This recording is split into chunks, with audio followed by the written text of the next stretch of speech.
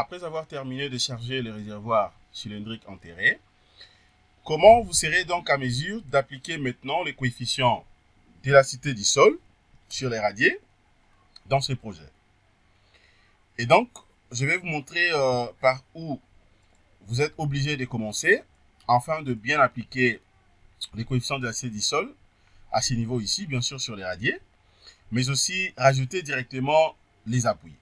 Puisqu'il faut savoir le type d'appui que vous êtes obligé de mettre ici. Question d'éviter d'avoir de messages négatifs pendant que vous allez lancer les calculs, avant même de faire la combinaison. Et donc, vous allez comprendre que ce n'est pas compliqué.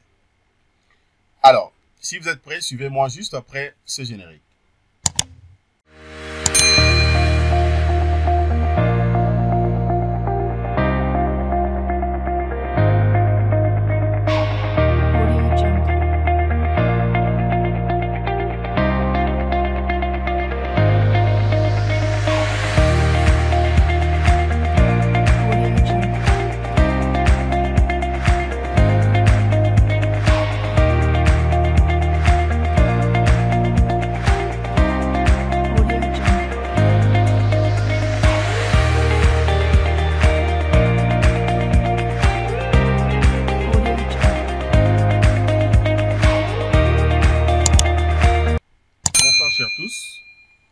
Bienvenue sur Ginkonga Tutoriel. Nous allons continuer nos séries de formations sur le réservoir cylindrique enterré.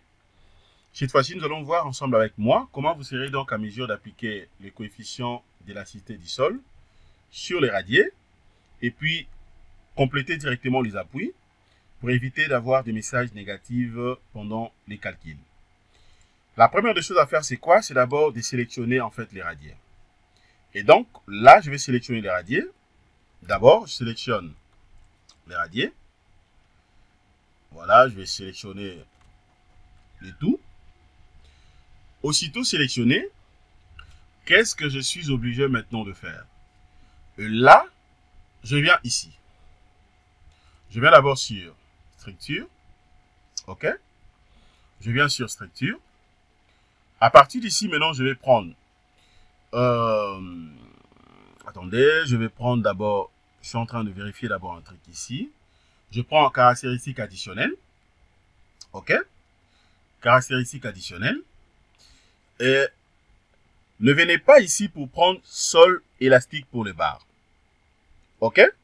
Puisque si vous prenez ça, ça sera donc une erreur grave. Puisque là, il s'agit bien sûr de barres. OK? Mais là, je suis en train de travailler sur les radiers. Et donc, je ne peux pas le faire à partir d'ici, malheureusement. Puisque je reçois toujours des questions quant à ça.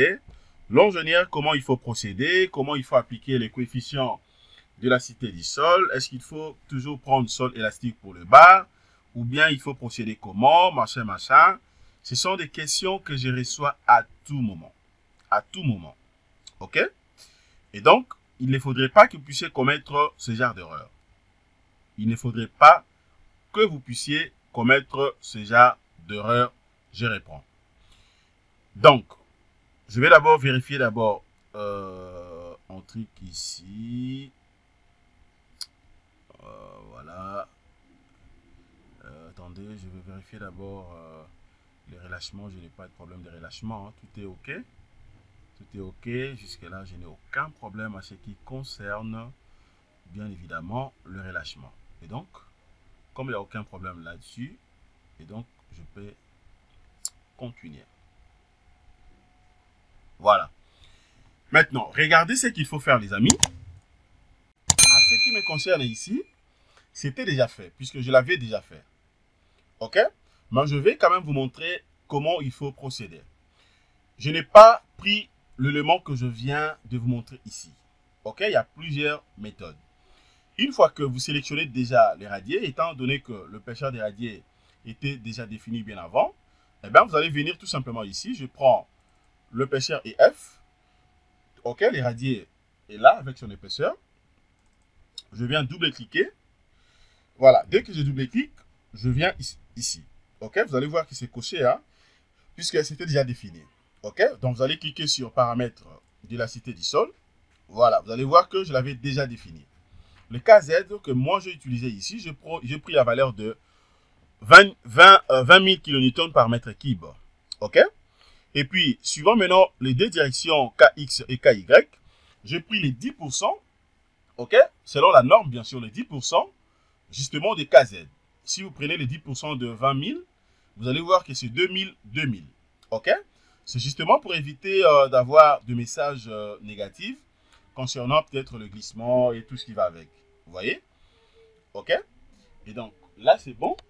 Une fois terminé, maintenant, je peux qu'y ajouter. Je l'avais déjà ajouté, donc je ferme. Et puis, directement, vous appliquez. À ce qui me concerne, c'est déjà inséré. Donc, je n'ai aucun problème. OK? Et donc, c'est pour dire que, jusque là, le coefficient d'élasticité du sol est déjà défini. Et puis, je ferme. Maintenant, comment vous serez à mesure d'appliquer cette fois-ci, comme je l'avais dit, les appuis ici. Je viens là, je prends appui. OK? Appui, je vais prendre l'appui surfacique. Je prends surfacique. Et puis encastrement. Et puis j'applique. Voilà, je vais patienter. Vous allez voir à quoi ça va ressembler. OK, c'est génial. Vous voyez, donc là, je viens d'appliquer les appuis. Donc, tout est OK pour moi. OK? Et donc, c'est pour dire qu'à ce niveau, j'ai tout fait. J'ai appliqué toutes les charges. J'ai appliqué les coefficients d'élasticité du sol. Et puis, je viens de mettre aussi les appuis. Maintenant, là, je vais passer à la combinaison. Je vais faire maintenant la combinaison. OK? Et donc, voilà ce que je voulais vous montrer concernant cette partie. Merci de votre disponibilité. Excellente soirée. Au revoir.